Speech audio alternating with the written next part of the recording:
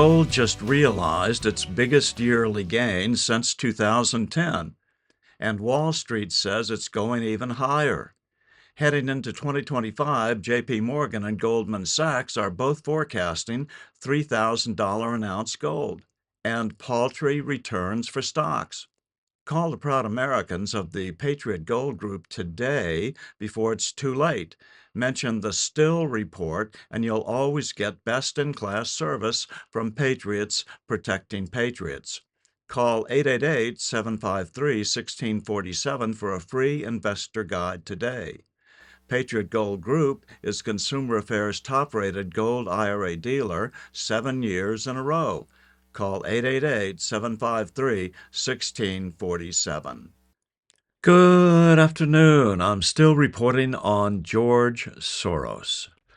Newsmax is really producing spectacular short documentaries on topics of general interest in the hour before regular programming begins at 6:30 a.m.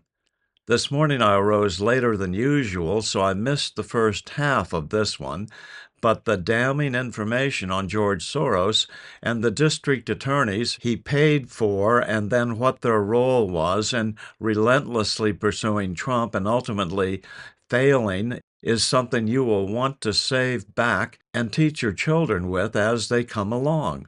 Black Lives Matter, Antifa, and other leftist groups are working aggressively to bring political and cultural change to America. There are very few people in the first quarter of this century who have done more damage to the country than George Soros. He is the biggest contributor to the Democrat Party, Joe Biden, Black Lives Matter, and Antifa. The Democratic Party is following Soros's policies, Soros's ideas.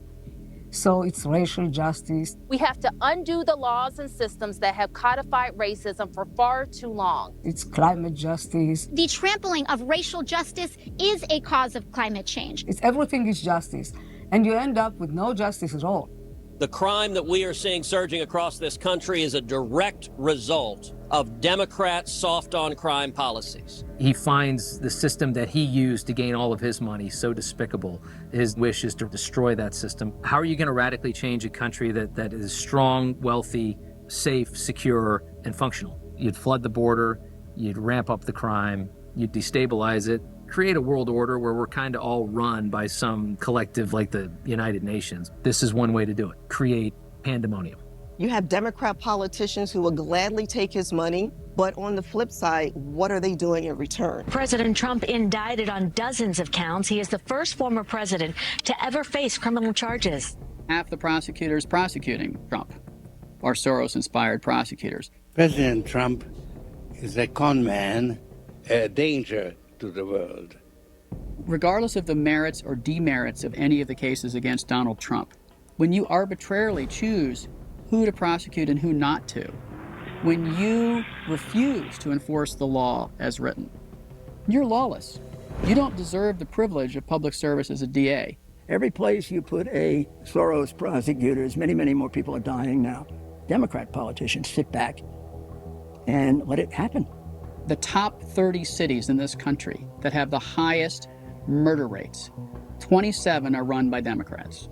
Their policies are harming minorities, the very people they're supposed to be protecting and supporting. And the toxic trio of defund the police, demoralize the police, in the election of Soros rogue prosecutors has caused distress all across the country. Once people realize what's happening and why it's happening, it's too late. Lives are already lost. Businesses are destroyed. As soon as they deploy their policies, people get fed up with it. Chesa Boudin lost in a recall election. Kim Foxx has announced that she won't run for re-election next year. Kim Gardner resigned in disgrace. Rachel Rollins resigned in disgrace as the U.S. Attorney for Massachusetts. Marilyn Mosby lost her primary in Baltimore. Georgia Gascon in L.A. has survived 2 recall elections. Problem is the damage has been done. And Alex Soros, who's running the empire now, has said he is more political than his daddy. I would expect that he will direct more of the money that he didn't earn into these radical causes, including but not limited to the rogue prosecutor movement. I started a political action committee, Victims' Rights New York, because victims needed an organization to really have a platform and a voice behind them. I'm affected personally when I hear stories of people that shouldn't be on the street that take lives of another human being. My boyfriend Kevin Davis was murdered on January 15th of 2005 with his best friend by 3 brothers. One was on parole. I wonder what life would have been like if Kevin was not taken from me the way that he was. Would we be best friends? Would we have gotten married? Would we have children? I think that we should have been allowed to see how that would have played out. Unfortunately, people have been killed because of rogue prosecutors. There's no fixing this for that family. You can't ever get that person back. Glenn's life was much more important than politics.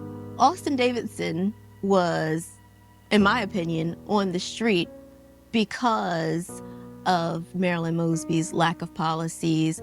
During the trial, his attorney said that Austin was in and out of foster care. He just had lost his way in life. When I did my victim impact statement, I let Davidson know. Glenn as well was a product of foster care. He chose to be a part of the solution, not a part of the problem. Austin Davidson was sentenced to 66 years plus life. My kids miss their fun dad, miss time being spent with him. I miss having that one person in the world that I just told everything to, and I'm lost. Hassan's funeral was full military honors. Hundreds and hundreds of people attended Hassan's funeral. All 4 people were indicted and charged with first-degree gang assault and second-degree murder of Hassan. Alvin Bragg came into office in 2020, and the entire case fell apart. They completely dismissed the murder and gang assault charges against Mary Saunders and Travis Stewart. Hassan, he was actually called a fictitious character in the courtroom. The most important people are these people sitting over here at the defense table. Altogether, all 4 of those people received a total of 48 years. Hassan is dead forever. I miss Hassan tremendously. I always will. I remember his voice. Now, he's such a handsome, beautiful young man.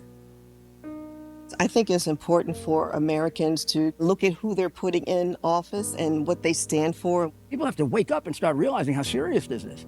They've got to connect the little boy that just got killed in a shootout with the way they vote.